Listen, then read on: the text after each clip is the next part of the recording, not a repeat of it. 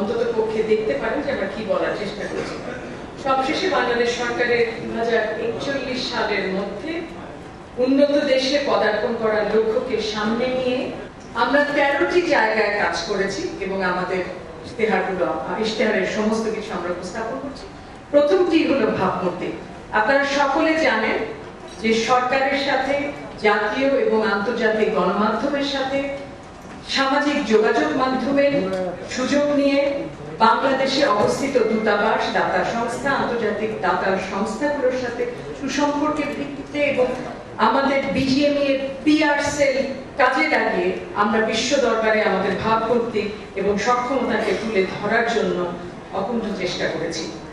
প্রক্রিয়াধীন যেটি আছে সেটি হলো আমাদের 7টি প্রতিশ্রুতি দিয়েছি বিজিএমই পক্ষ থেকে।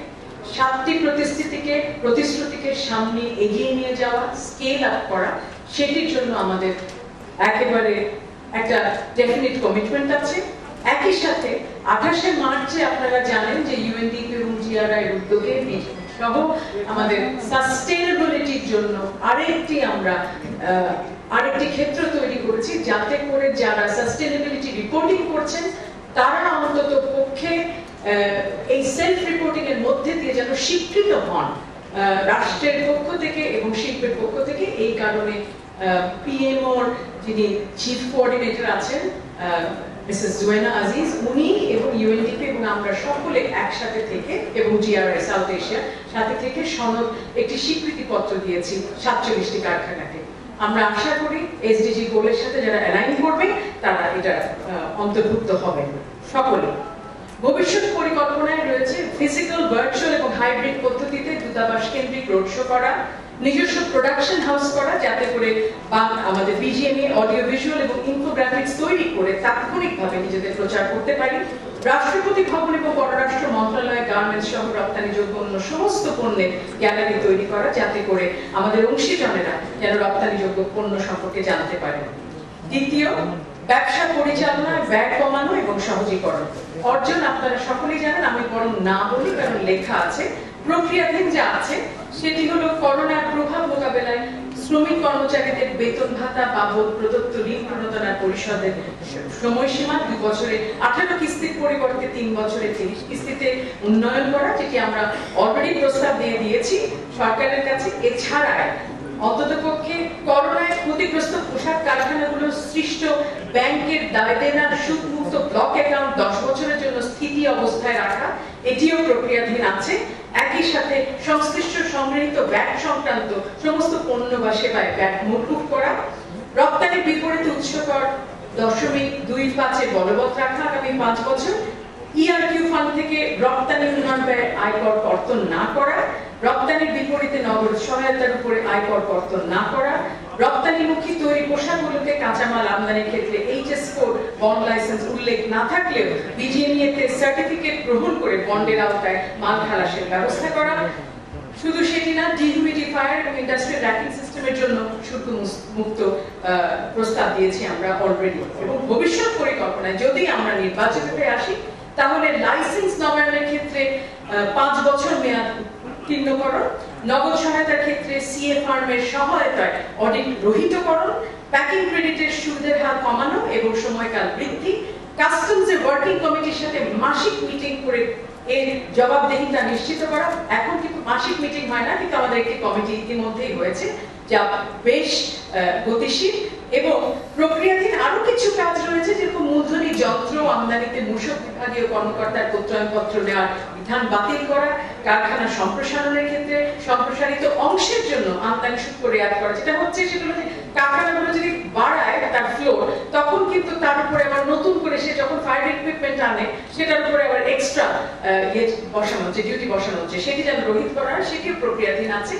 আমদানিকৃত যন্ত্র, যন্ত্রাংশ, উপকরণ সংক্রান্ত অঙ্গীকারনামা অবমুক্তকরণ, তৈরি পোশাক শিল্প প্রতিষ্ঠানে রপ্তানিকৃত পণ্য করোনা ভাইরাস বৈশ্বিক মহামারীর কারণে ক্রেতা ফেরত পাঠালে উক্ত পণ্য সহজ শর্তে খালাস এবং পুনর্রপ্তানির মেয়াদ বৃদ্ধিকরণ, ইপিজেড এর প্রতিষ্ঠানের সাথে সাবকন্ট্রাক্টররা যারা আছে তাদের অন্যান্য কার্যক্রম অবাধে ইপিজেড এর ভিতরে এবং বাইরের প্রতিষ্ঠানের সাথে শর্তহীনভাবে কার্যক্রম প্রদানের সুযোগ করা, পরিবেশ বান্ধব কারখানা করতে অনেক নতুন যন্ত্র, যন্ত্রাংশকে শুল্কমুক্ত রিয়াতি হারে আমদানির তালিকা প্রদান করা হয়েছে। ডেফার্ড রপ্তানি বিল ইডিএফ এর মাধ্যমে সমন্বয় প্রক্রিয়াধীন। 1988 সাল থেকে অমীমাংসিত, এটি জরুরি শোনা বিশেষ করে সদস্যদের জন্য, 1988 সাল থেকে অমীমাংসিত নিট শিল্পের ওয়েস্টেজ শতকরা 16 থেকে 45 ভাগে বৃদ্ধি করার এসআরও খুব শীঘ্রই প্রকাশিত হবে, কার্যবিবরণীতে চলে এসেছে। এবং ওভেন কাপড়ের কনজাম্পশন গণনার প্রক্রিয়া ওজনের বিপরীতে মিটারে প্রবর্তন করার এসআরও কিন্তু প্রক্রিয়াধীন। 3 নম্বর, ক্ষুদ্র এবং মাঝারি শিল্পে অর্জন। এই জায়গাটিতে আমাদের শ্রেণীকরণে আমরা 3.5 মিলিয়ন থেকে 5 মিলিয়নে যেতে পেরেছি। সোয়েটার এবং ওভেন কারখানাগুলোকে যারা আসলে একেবারে দেউলিয়া হয়ে পথে পথে ঘুরছেন বহু বছর, তাদের পাশে দাঁড়ানো আমরা মনে করি সবসময় এই অঙ্গীকার আমাদের ছিল এবং আজও আছে এবং থাকবে। ব্যাংকিং সংক্রান্ত নীতি সংস্কারের কাজ চলছে এদের জন্য। আসন্ন বাজেটের প্রস্তাবনায় যে সকল পোশাক কারখানা বিশেষ করে ক্ষুদ্র এবং মাঝারি শিল্প উৎপাদন কার্যক্রম পরিচালনা করতে এবং স্বাভাবিক ব্যবসায়িক কাজকর্ম চালিয়ে যেতে অক্ষম, তাদের নিরাপদ প্রস্থানের জন্য 500 কোটি টাকার বিশেষ সহায়তা তহবিল করারও আমরা প্রস্তাব দিয়েছি। ভবিষ্যৎ পরিকল্পনায় রেখেছি কেন্দ্রীয় ব্যাংক এবং তফসিলি ব্যাংকের সাবেক দক্ষ ব্যাংকারদের সমন্বয়ে একটি ব্যাংকিং সাপোর্ট সেল করা, এবং যাতে করে এদের যারা ক্ষুদ্র মাঝারি যারা অক্ষম ব্যবসা করতে তাদের জন্য অন্তত পক্ষে কিছুটা হলেও সাহায্য হয়। মালিকদের জন্য বীমা এবং কল্যাণ তহবিল গঠন করাও আমাদের ভবিষ্যৎ পরিকল্পনায় আছে। পণ্যের দাম এবং ক্রেতার জবাবদিহিতা, এই জায়গাটিতে চুক্তিপত্রে ইন্টেলেকচুয়াল প্রপার্টি শর্ত প্রত্যাহার করা হবে। এবং এটা মনে রাখবেন, ডেভেনান্স বলে একটি বায়ার করেছিল আমাদের সাথে, এই আইপিআর ক্লজটি ইভোক করে কিন্তু মিলিয়ন ডলার সমস্ত কিছু কিন্তু তারা আসলে বাতিল করেছিল পণ্য।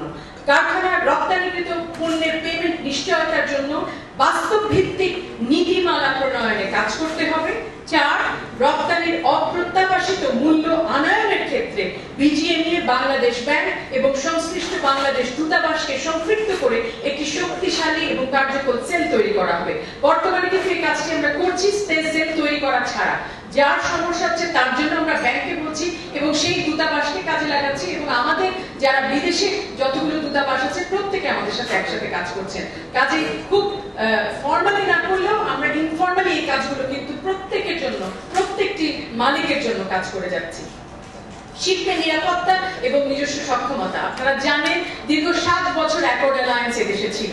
আরএসসি কে সমস্ত ধরনের অডিটের কেন্দ্রবিন্দু করা হবে, কারণ আপনাদেরকে জানাই এখন বর্তমানে র‍্যাব অডিট করে 201টা বিষয়, বিএসসিআই করে 154টা বিষয়, সেডেক্স অডিট করে 63টা বিষয়, বেটার ওয়ার্কস করে 102টি বিষয় এবং ফেয়ারওয়্যার অডিট করে 84টা নথিপত্র। প্রক্রিয়াধীন যা আছে অনলাইন ভার্চুয়াল মার্কেট প্লেস নিয়ে আমরা সরকারের সাথে কথা বলেছি, এবং সেখানে অর্থ মন্ত্রণালয়ের মাননীয় সিনিয়র সচিব উনি বলেছেন, আমাদেরকে আশ্বস্ত করেছেন যে ভার্চুয়াল মার্কেট প্লেস মানে হলো বাংলাদেশের নিজের অ্যামাজন তৈরি করা। এই গর্বের জায়গাটিতে যেন আমরা আসতে পারি, সেজন্য সরকার সমস্ত ভাবে আমাদের বিজিএমই কে সাহায্য করবেন।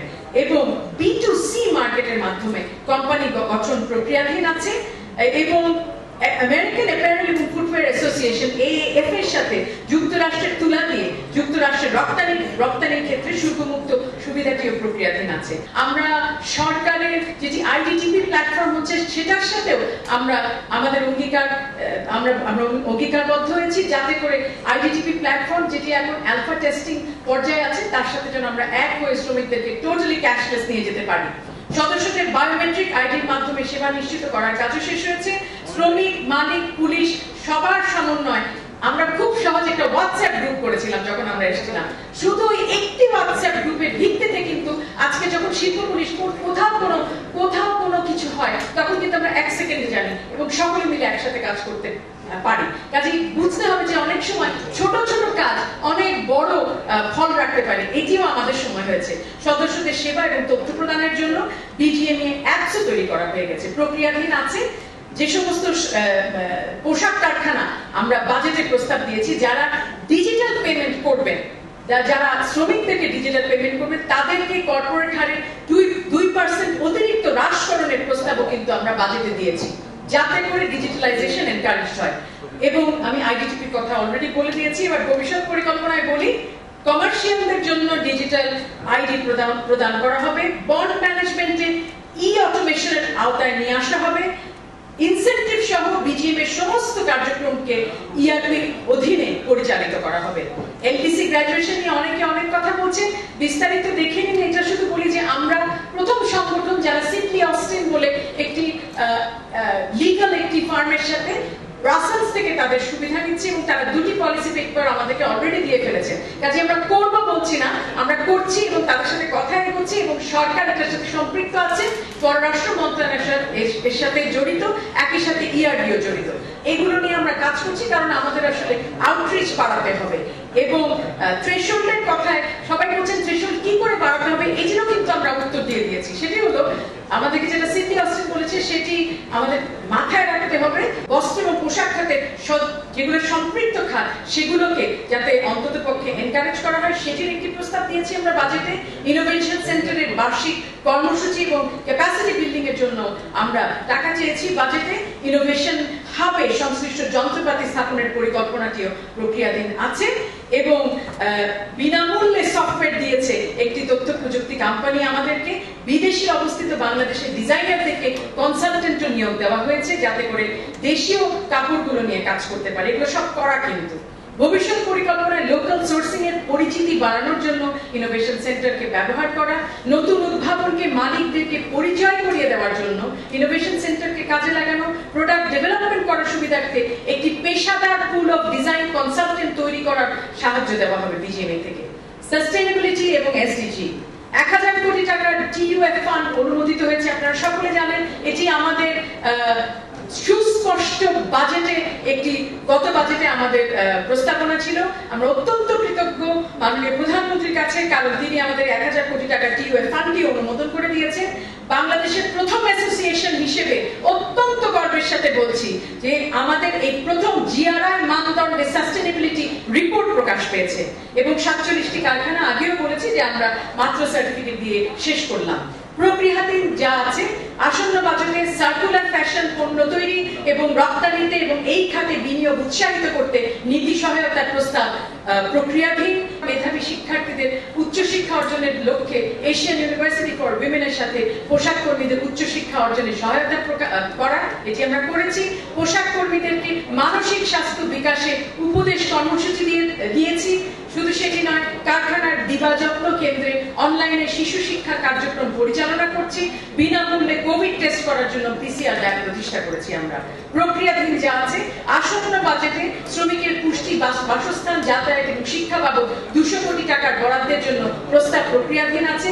জোন ভিত্তিক আইসোলেশন সেন্টার, স্বাস্থ্য সুরক্ষার অবকাঠামো নির্মাণের অর্থ বরাদ্দের প্রস্তাব দেওয়া আছে। শ্রমিকদের মানসিক স্বাস্থ্য সম্পর্কিত প্রফেশনাল কাউন্সেলিং প্রদানের জন্য অন্তত বাজেটে কিছুটা হলেও যাতে তাদের সহায়তা করা হয় সেটির জন্য চাওয়া হয়েছে। মেধাবী পোশাক শ্রমিকদের উচ্চশিক্ষা গ্রহণের সুযোগ বাবদ বিশেষ বৃত্তি স্কিম প্রবর্তনে 10 কোটি টাকা বরাদ্দের প্রস্তাব করা হয়েছে। জোন ভিত্তিক ভার্চুয়াল ক্লাসরুমের মাধ্যমে পোশাক শিল্পে সন্তানদের শিক্ষা প্রদানের জন্য এবং অন্তত পক্ষে 3 কোটি টাকা প্রস্তাব দেওয়ার জন্য বরাদ্দের জন্য আমরা বাজেটে প্রস্তাব দিয়েছি। ভবিষ্যৎ পরিকল্পনায় লেবার আর্বিট্রেশন বা বিকল্প বিরোধ নিষ্পত্তি অল্টারনেটিভ ডিসপিউট রেজলিউশন বিষয়ক প্রশিক্ষণ প্রদান করা হবে। বিজিএম এর ডিরেক্টরদের 3 মাস পর পর পারফরম্যান্স মূল্যায়ন করা হবে। বিজিএম এর ডিরেক্টররা যাতে 24 ঘন্টার মধ্যে সদস্যদের অনুসন্ধানের জবাব দেন সেই নিশ্চয়তা প্রদান করা হবে। স্বচ্ছতা এবং জবাবদিহিতামূলক বিজিএমএ গড়তে পুরো কার্যক্রমকে ইআরপির আওতায় নিয়ে আসা হবে। বিজিএমএ শুধুমাত্র একটি সেবামূলক প্রতিষ্ঠানই নয়, সর্বোপরি এটিকে পোশাক মালিকদের একটি সম্মিলিত কণ্ঠ হিসেবে তৈরি করা হবে যাতে আমরা আমাদের সমন্বিত আবেদনকে সরকার, ক্রেতা অথবা অন্যান্য অংশীজনদের কাছে পৌঁছাতে পারি। বিজিএমএ এর সহযোগী প্রতিষ্ঠান হিসেবে বিইউএফটি ট্রাস্টি বোর্ডকে নিম্নলিখিত পদ্ধতিতে পুনর্গঠনের প্রস্তাব করা হবে। 7 জন প্রাক্তন বিজিএমএ এর সভাপতির প্রতিনিধিত্ব সহ জাতীয় পর্যায়ে শিক্ষাবিদ, অর্থনীতিবিদ এবং সংশ্লিষ্ট মন্ত্রণালয়ের প্রতিনিধি, 7 জন বিজিএমএ পরিচালনা পর্ষদের প্রতিনিধি, 7 জন বিজিএমএ বিদ্যোৎসাহী সম্মানিত সদস্য, সবাই এরা থাকবেন এই বিইউএফটি ট্রাস্টি বোর্ডে। আমরা প্রস্তাব দেব। বিজিএমএ এর ভার্চুয়াল কমপ্লেইন বক্স প্রতিষ্ঠা করা হবে। এবং বৃহৎ শিল্প সমূহকে নিয়ে একটি ডিসকাশন গ্রুপ তৈরি করা হবে, যাতে করে পুরো শিল্পের সার্বিক অবস্থা নিয়ে বিজিএমইএ পর্ষদ একটি সমন্বিত সিদ্ধান্ত গ্রহণ করতে পারেন। আপনাদের সকলকে অসংখ্য ধন্যবাদ।